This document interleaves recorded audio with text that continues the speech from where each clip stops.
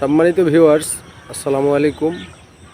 আজকে নতুন একটি এপিসোড নিয়ে আসছি আপনাদের সামনে।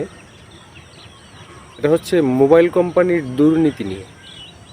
আপনারা জেনে থাকবেন, আমার এই পরশপাথর চ্যানেলটি সবসময় সমাজের অন্যায়, দুর্নীতি, অনিয়মের বিরুদ্ধে কথা বলে এবং ভিডিও তৈরি করে।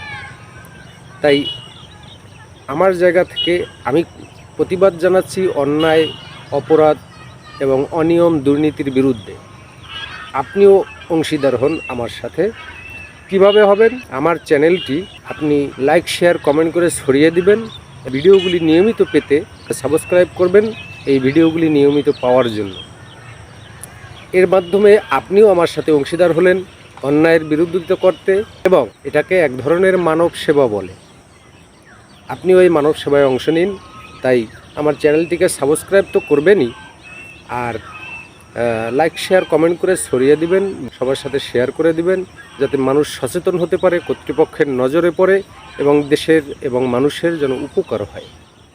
যে বিষয়টা নিয়ে আমরা আজকে কথা বলবো সেটা হচ্ছে মোবাইল কোম্পানি অর্থাৎ সিম কোম্পানিগুলো কিভাবে আমাদের সাথে দুর্নীতি, ডাকাতি এবং অন্যায়, জুলুম, নির্যাতন, আমার ভাষায় এর চাইতে খারাপ ভাষায় কি আছে আমি জানি না, এগুলো করতেছে। আমরা সবাই জানি যে গত আওয়ামী লীগের সময় এই দেশে দুর্নীতি, অনিয়ম এবং অনেক প্রকারের বৈষম্যতা ছিল। যে বৈষম্যতার শিকার হয়েছি আমরা 18 কোটি মানুষ সবাই। সেই বৈষম্যতা থেকে মুক্তি পাওয়ার জন্য আমাদের দেশের একদল তরুণ ছাত্র সমাজ বুকের তাজা রক্ত ঢেলে দিয়েছে প্রায় 2000 প্রাণের বিনিময়ে। আবার নতুন করে দেশটা স্বাধীন করেছি, যাতে এই বৈষম্যতা না থাকে, এই দুর্নীতি না থাকে, এই অনিয়ম না থাকে। কিন্তু আসলে আমরা কি তার থেকে মুক্তি পেয়েছি? পাইনি। আজও আমাদের সিম কোম্পানিগুলি একইভাবে দুর্নীতি করে যাচ্ছে, একইভাবে আমাদের টাকাগুলো ডাকাতি করে যাচ্ছে। আমি সেদিনকার আমার ফোনে ব্যালেন্স নাই, আমি 17 টাকায় 20 মিনিট 24 ঘন্টা টাইম আমি প্যাকেজটি কিনেছি।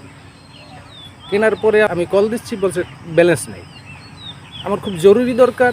ওইটা যখন হচ্ছে না, তখন কি করলাম, আমি আবার 10 টাকা লোন করলাম, সেখানেও বলতেছে ব্যালেন্স নেই। শেষ পর্যন্ত আমি অনেক সময় চেষ্টা করার পর কল ঢুকছে, কিন্তু আমি 2 মিনিট কথা বলার পরই আমার ব্যালেন্স শেষ। আমি অফিসে ফোন দিলাম, ফোন দিয়ে জিজ্ঞেস করলাম যে ভাই এটার ব্যাপারটা কী। তো ওনারা আমাকে বললো, স্যার আপনি 2 মিনিট 40 সেকেন্ড কথা বলছেন, আমরা তো 3 টাকা 70 পয়সা করে কাটি নিই। আমি জিজ্ঞেস করলাম, এর চাইতে আপনারা দাও নিয়ে বা বটি নিয়ে বা ধারালো অস্ত্র নিয়ে মানুষকে ডাকাতি করতে পারেন না?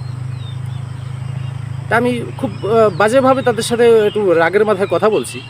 কিন্তু আসলে এইভাবে প্রতিনিয়ত দেখেন, আপনি আপনার টাকা দিয়ে এমবি কিনবেন, আপনি 5 এমবি কিনলেন, 10 এমবি কিনলেন, 100 এমবি কিনলেন, 50 এমবি কিনলেন বা 50 মিনিট কিনলেন, তার জন্য তারা একটা নির্ধারিত ডেট দিয়ে দেয়, টাইম দিয়ে দেয়।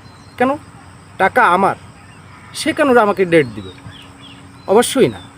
এটা এক ধরনের জুলুম, নির্যাতন এবং ডাকাতিই বলতে পারে। মানুষের সচেতন হওয়া উচিত।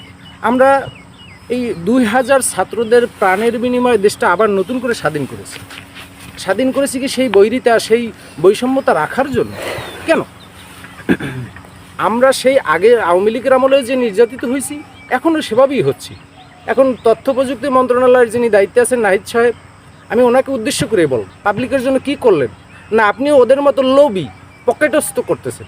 কোনটা জানতে চাই, যাতে আমার টাকায় আমি এমবি কিনবো, আমার টাকায় আমি মিনিট কিনবো, আমার টাকায় আমি রিসার্চ করব, তার জন্য ওনারা কেন আমাকে নিয়ম বেঁধে দেবে, কেন টাইম বেঁধে দেবে? ওনার বাবার টাকা এটা, উনি আমার কাছে কামাই করে রেখে গেছে। আমি জানতে চাই, আমি না শুধু বাঙালি জাতি, 18 কোটি মানুষ জানতে চায়, এরা আমাদের বৈষম্যতা দূর হলো কোথায়? আমার জানার বিষয় এটা। আমি একজন মানুষ দিনমজুরি করে, সে হয়তো সকালে কাজে যাবে, তার কর্মস্থলে 1 মিনিট ফোন দিতে হবে। এখন সে একটা মিনিট কাট বললো 20 টাকা দিয়ে, 20 টাকায় 30 মিনিট টাইম দিয়ে দিচ্ছে 24 ঘন্টা।